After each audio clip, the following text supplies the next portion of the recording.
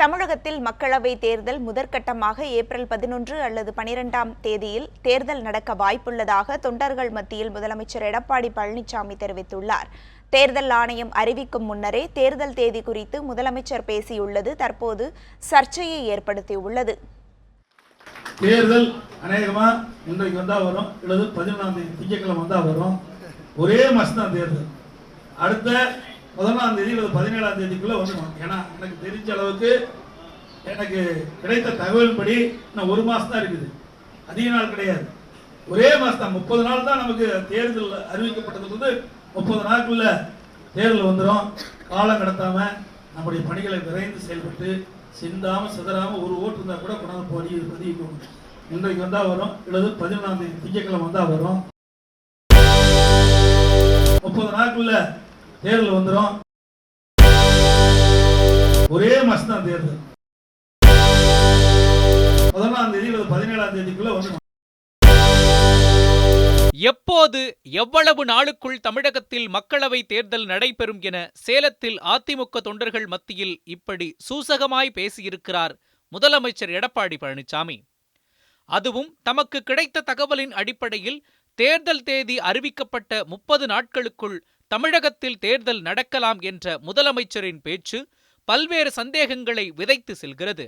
நாளை தேர்தல் அறிவிப்பு வெளியாகும் என்றும் ஏப்ரல் 11 அல்லது 12ஆம் தேதி வாக்கில் தமிழகத்தில் தேர்தல் நடைபெறும் என்ற முதலமைச்சரின் இந்த பேச்சின் அடிப்படையில் தமிழகத்திற்கு முதற்கட்டமாக தேர்தல் நடக்க வாய்ப்புள்ளதாகவே கருதப்படுகிறது. தேர்தல் ஆணையம் என்பது தன்னிச்சையான அமைப்பு. அதன் நடவடிக்கைகளில் மத்திய அரசோ மாநில அரசுகளோ தலையிட முடியாது. ஆனால் தேர்தல் தேதி குறித்த அறிவிப்பை தேர்தல் ஆணையம் வெளியிடும் முன்னரே தொண்டர்கள் மத்தியில் வெளியிட்டிருக்கிறார் முதலமைச்சர் எடப்பாடி பழனிசாமி. அப்படியெனில் தேர்தல் ஆணையத்தின் செயல்பாடு தமிழக முதலமைச்சருக்கு எப்படி தெரிய வந்தது என்கிற கேள்வி பிரதானம் பெறுகிறது. கடந்த மாதம் 7ஆம் தேதியன்று அதிமுகவின் மூத்த எம்பியும் மக்களவை துணை சபாநாயகருமான தம்பிதுரை தேர்தல் ஆணையத்திற்கு சென்று தமிழகத்தில் முதல் கட்டமாக தேர்தல் நடத்த வேண்டும் என கோரிக்கை விடுத்திருந்தார். அந்த கோரிக்கையையும் முதலமைச்சரின் நேற்றைய பேச்சையும் பொருத்தி பார்க்க வேண்டியது கட்டாயமாகிறது.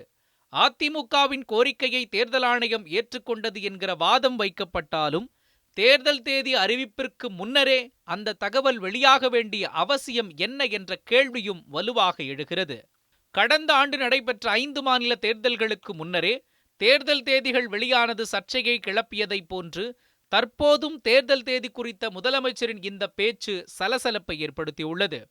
கடந்த முறை சமூக வலைதளத்தில் பாஜக பிரமுகர் ஒருவர் தேர்தல் தேதிகளை பதிவிட்டிருந்த நிலையில் இந்த முறை ஒரு மாநிலத்தின் முதலமைச்சர் தொண்டர்கள் மத்தியிலேயே தேர்தல் நடக்கும் தேதியை மறைமுகமாய் கோடிட்டு காட்டியிருக்கிறார்.